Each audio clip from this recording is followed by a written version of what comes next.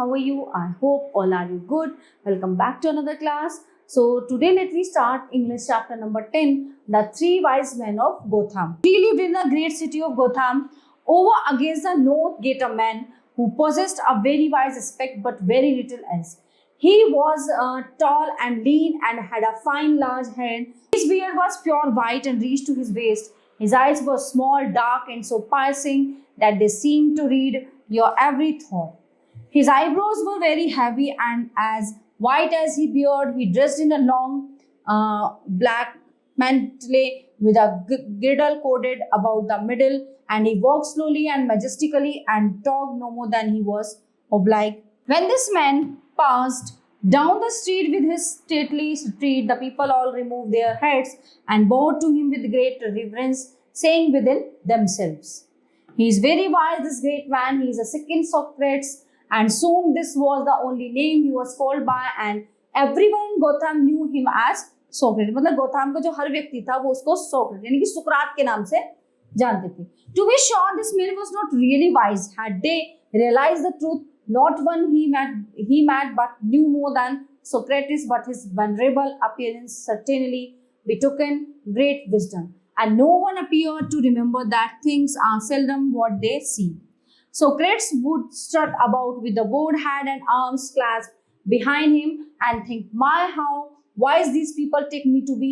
Everyone admires my beautiful beard. When I look into their faces, they drop their eyes. I am in truth a wonderful man, and if I say nothing, they will believe I am full of wisdom. Here comes the schoolmaster. I shall frown heavily and refuse to notice him, for then he also will be deceived and think I am pondering upon matters of import." Really, the one wise thing about this Socrates was his ability to keep quiet. He was saying no word. It was impossible he should betray his ignorance. Similarly enough, you were over by the south gate of Gotham. There dwelt another wise man of much the same appearance as Socrates. His white beard was a trifle longer, and he had lost his left eye, which was covered by a black patch, है ना. एक आंख खराब थी तो वो black patch से जो है कवर हो रही थी, जिसमें धागा बना हुआ था. Okay, but in another way, his person betokened as much wisdom as that of the other. He did not walk about being lazy and preferring his ease, but he lived in a little cottage with one room where the people came to consult him and regard to all their troubles. They had named him Sophocles, and when anything went wrong, they would say, "Let us go and consult Sophocles, for he is very wise and will tell us what to do." Thus one man who had sued this neighbor in the court became worried over the outcome of the matter and came to consult the wise man. "Tell me, O Sophocles," he said as he dropped a piece of money upon a plate, "shall I win my lawsuit or not?" Sophocles appeared to ponder for a moment, and then he looked at his questioner with his one eye and replied, "If it is not decided against you, you will certainly win your suit." And the man was content and went away feeling that his money had been well invested. At another time, the mother of a pair of baby twins came to him in great trouble. "Oh, most wise Sophocles," she said, "I am in despair, for my little twin girls are just alike, and I have lost the ribbon that I placed on one that I might be able to tell them apart. So therefore I cannot determine which is Amelia and which is Ophelia, and as the priest has christened them by their proper names, it would be a sin to call them wrongly." "Cannot the priest tell?" asked the wise man. "No one can tell," answered the woman, "neither the priest nor their father nor myself, for they are just alike, and they are yet too young to remember their own names.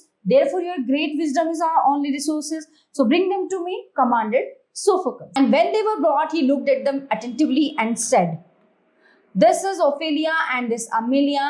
Now tie a red ribbon about Ophelia's wrist and put a blue ribbon on Amelia, and so long as they wear them, you will not be troubled to tell them apart." So everyone marveled greatly that Sophocles should know the children better than their own mother, but he said to himself, "Since no both knows in original, one can prove that I am wrong. I am sure to be right." And thus he maintained his reputation for wisdom. In a little side street near the center of Gotham lived an old woman named Deborah Smith. Her home was a rash little hut for she was poor and supported herself and her husband by begging in the streets. So husband was a lazy, short, fat old man who lay upon a rag blanket in the hut all day and refused to work. One beggar in the family is enough, he used to grumble when his wife upbraided him, and I'm really too tired to work, so let me alone, my dear, as I am about to take another nap. Nothing she could say would arouse him to action, and she finally allowed him to do as he pleased. But one day she met Socrates walking in the street, and after watching him for a time, made up her mind as he was nothing more than a fool. Other people certainly thought him wise, but she was a shrewd old woman and could see well enough that he merely looked wise.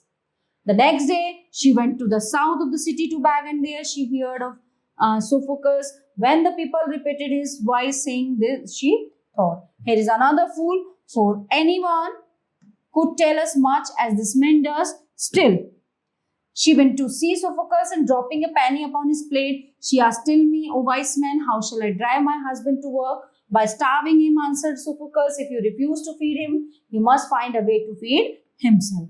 That is true, she thought as she went away, but any fool could have told me that. So this wise man is a fraud, even my husband is as wise as he.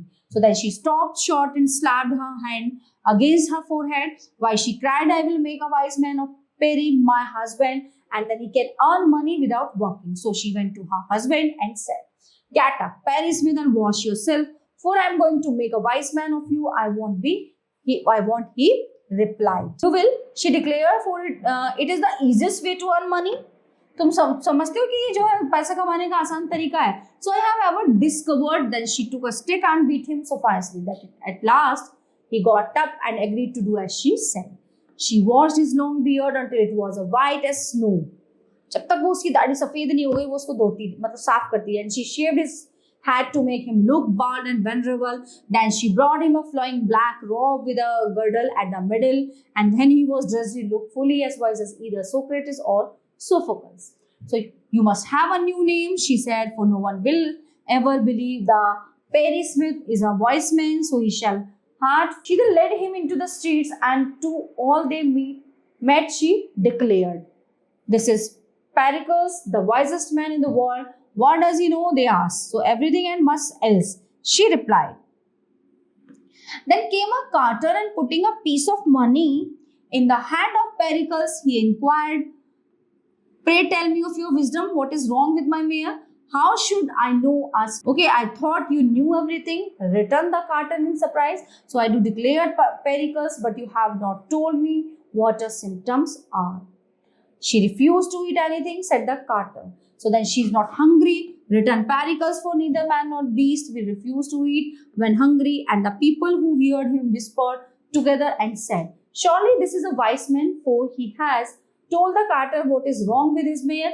After a few days, the fame of Pericles saying came to the ears of both Socrates and Sophocles, and they resolved to see him, for each feared the would prove wiser than they were, knowing themselves to be arrant humbugs. So one morning, the three wise men met together outside the hut of Pericles, and they sat themselves down upon stools facing each other, while a great crowd of people gathered around to hear the words of wisdom that dropped from their lips. But for a time all three were silent and regarded one another anxiously, for each feared he might betray himself.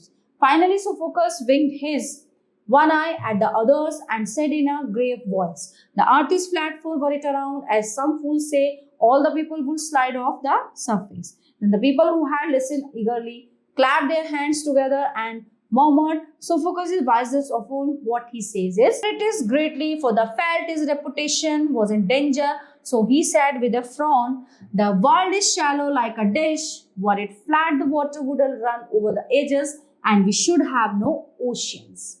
So then the people applauded more loudly than before and cried, Socrates is right, the wisest of all. Pericles shifted uneasily upon his stool, for he knew he must dispute the matter boldly, or his fame would depart from him. Therefore he said with grave deliberation, you are wrong, my friends. The world is hollow, like the shell of a coconut, and we are all inside. the shell, the sky above us is the roof, and if you go out upon the ocean, you will come to a place no matter in which direction you go, where the sky and the water meet. I know this is true, for I have been to sea. The people cheered loudly at this and said, Long live Pericles, the wisest of the wise men. I shall hold I am right, protested Sophocles, until Pericles and Socrates prove that I am wrong. That is fair enough, said the people. And I also shall hold myself to be right until they prove me wrong, declared Socrates' family. I know I am right, said Pericles, for you cannot prove me wrong. We can take a boat and sail over the sea, remarked Socrates, and when we come to the edge, we will know the truth.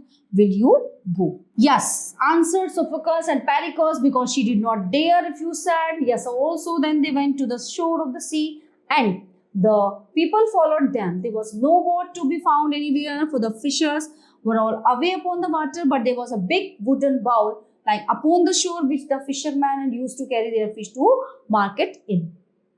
This will do, said Pericles, who, because he weighed the most, was the greatest fool of the three. So the wise men all sat within the bowl with their feet together, and the people pushed them out into the water. The tide caught the bowl and floated it out to sea, and before long the wise men were beyond sight of land. So they were all greatly frightened, for the bowl was old and cracked, and the water leaked slowly through until their feet were covered. They clung to the edge with their hands and looked at one another with white faces, said Pericles. I was a fool to come to see in this bowl. Remarked Socrates, if you are a fool, as you confess, then you cannot be a wise man. No, answered Pericles, but I will soon be a dead man. I also was a fool, said Sophocles, who was weeping from his one eye and trembling all over, for if I had stayed upon land, I would not have been drawn. Since you both acknowledge it, sighed Socrates, I will confess that I also am a fool and have always been one, but I looked so wise, the people insisted I must know everything. Yes, Sophocles groaned. The people have murdered us. My only regret, said Pericles, is that my wife is not with me. If only she were here. He did not finish what he was saying, for just then the bowl broke in two, and the people are still waiting for the three wise men to come back to them. So everyone, this chapter is end here. I hope you all are very well understand full chapter. We will meet you the next class. Thank you everyone.